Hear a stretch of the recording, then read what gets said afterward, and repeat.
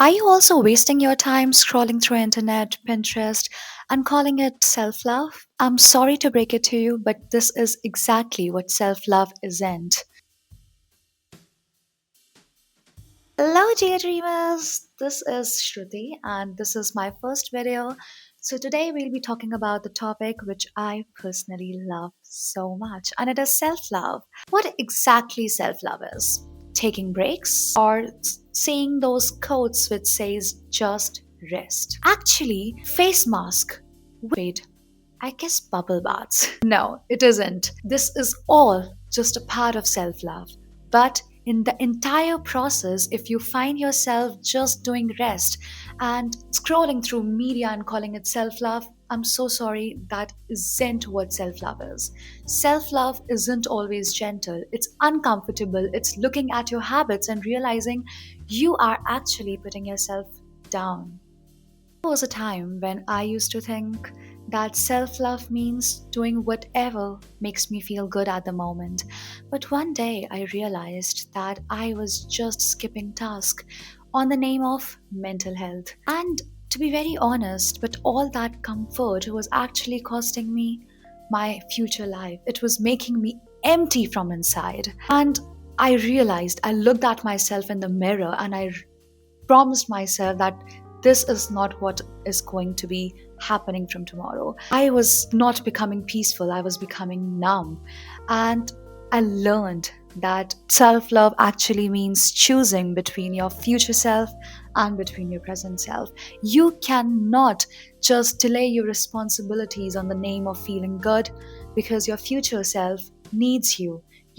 I still remember the first morning when I promised myself that I'll wake up at 5. And when the alarm rang, I was fully convinced with my entire heart to snooze off the button, but sorry, I didn't do that. I actually got up anyway.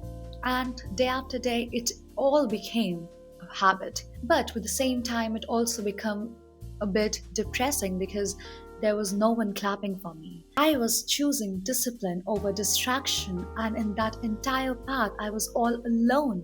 There was no one behind me, there was no one beside me, there was no one seeing my journey, but there was only one person who was seeing my journey, who was witnessing my journey, to be very honest, who was living this journey with me, and it was me, myself, and I. When you show up for yourself quietly when no one is watching, there's something inside you which starts to shift. You actually start trusting yourself, and that trust is not superficial, it is bounded, it is very deep, it is deep inside your heart. You stop chasing love because you are giving that love to yourself. That is what is actually necessary. Now, I live by some non negotiable rules, and I want you also to make few of them for yourself to follow and strictly adhere to them, religiously follow them, because nothing in this world is worth enough to break your non negotiable rules. For me, the rule number one states I do not seek external validation. I know my worth, and I do not want anyone else to come on my face and tell me is it correct or not. I will always clap for myself. I do not care if other people are talking or not. And that's why, because someone's praises and someone's disapproval do not bothers me enough. If you like me, well and good. If you do not, well and good. I don't want you to cherish me. I do not want you to validate me often. Rule number two, I keep the promises I made to myself, even the small ones. If I promised myself that I'll buy myself flowers every month, I will buy myself flowers every month. If I promised myself that I'll reward myself with some candy once I am done with this work, I will reward myself. Because if I am not finding myself worthy enough to give myself appreciation, to if I am not following the promises which I made to myself, who else will? If I am not taking myself seriously enough to fulfill the promises I made to myself, who will? Rule number three, I don't over explain my boundaries. If it protects my mental peace, it's reason enough. If I want it, it's reason enough. My mood never regulates my work. If I have to do a work, I have to do a work. I do not care if my mood is there or not. If I promised myself that I have to do this work, I have to do that work. Number four, I will do whatever is right for me. Period. It doesn't matter if someone is watching or not. It doesn't matter if it's hard or not.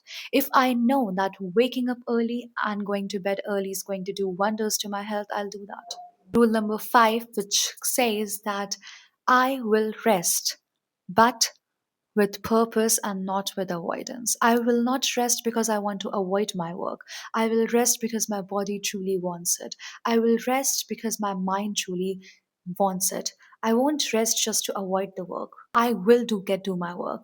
But if my body says enough, then it's enough. I listen to my body, not to my mood, not to my sense organs. And after following all these rules for a good period of time, I have came to a conclusion that rules aren't punishment.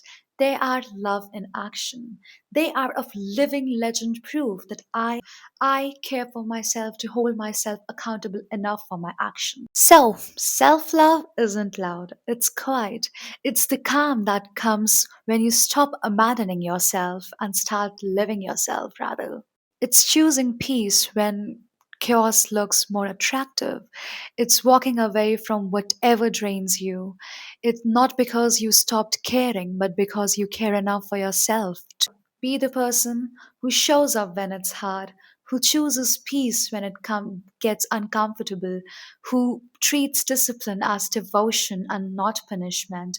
Because self love isn't a day at a spa, it's a lifetime of showing up for yourself. It's making decisions that your heart is scared to make. From today, let this be your reminder. Love yourself enough to do hard things. Love yourself enough to say no. Love yourself enough to grow. Because real glow up isn't how you look, it's how you live. Also, this is a little thank you type of video. Actually, this was my first time recording a video. It was my first video. So please, please, please show a lot of support, subscribe, and hit the like, comment, subscribe, and hit the share button. I love you guys.